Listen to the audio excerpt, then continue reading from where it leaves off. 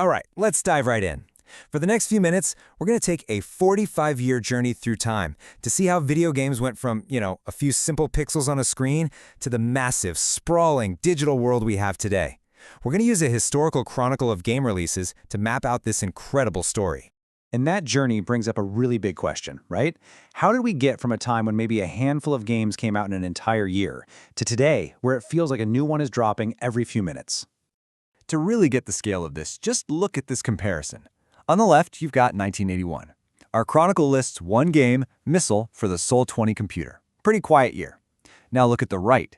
That's not a year, that's not even a month. That's a single day in 2020, with more than 30 new games hitting the virtual shelves. That explosion, that's the story we're going to unpack. So, here's how we're going to break it all down. We'll start in the early frontier, move through the era of consoles and computers, witness the game-changing digital dawn, see the indie explosion it caused, and finally, we'll land right here in today's endless arcade.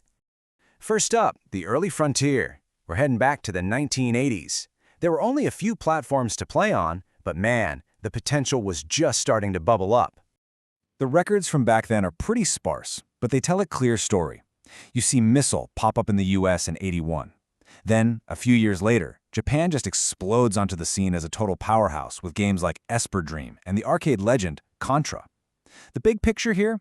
Very few games, each tied to a specific machine, and basically all of them coming from either the US or Japan. Okay, let's jump forward into our next chapter, consoles and computers. We're talking the 90s and the early 2000s. This is when PC gaming really starts to take off and new players from around the world get into the mix. And you can literally see the map expanding right here. In '92, you've got a DOS game from the US. Just 1 year later, another DOS game comes out, but this time from Taiwan. Fast forward about a decade, and things are even more spread out. You've got PlayStation games in the US and Game Boy Advance titles coming out of Germany. The scene was officially going global. The key thing to remember about this whole period is that everything was physical. Games came in actual boxes, on cartridges, on CDs. You had to physically go to a store to buy them. DOS and PlayStation were the kings, and even though more countries were making games, a release was still very much tied to a specific place. And this brings us to the big one, a monumental shift. We're entering the digital dawn. In the late 2000s, the entire idea of how you even get a game started to completely change. You can see this transition happen right in the data, as all these new release types start to show up. In 2002, you see something called freeware. Then by 2007, you get Newgrounds releases for all those browser games we played. And then, the big one. 2008 hits, and we see our first Steam release. The box was no longer the only way in. I mean, the difference here is just night and day. Before, everything depended on factories and trucks and shipping schedules. After, it was instant, and it was global. The platforms themselves changed, from a thing you plug into your TV, like an NES, to a program on your computer, like Steam. This wasn't just a new way to sell games. It was a totally new foundation for the entire industry. And once you have that digital foundation, what comes next? Well, you get the indie explosion. Once digital stores really took root in the late 2000s and into the 2010s, the floodgates just blew wide open for anyone and everyone to make a game.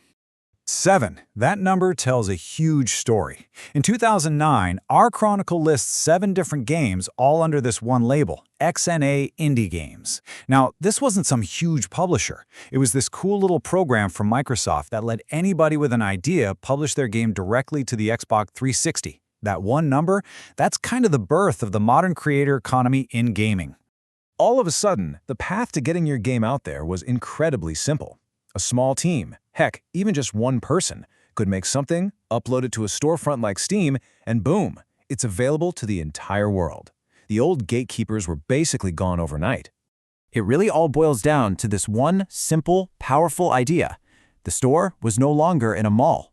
It was on your screen, and that changed absolutely everything. Which brings us right up to the present day.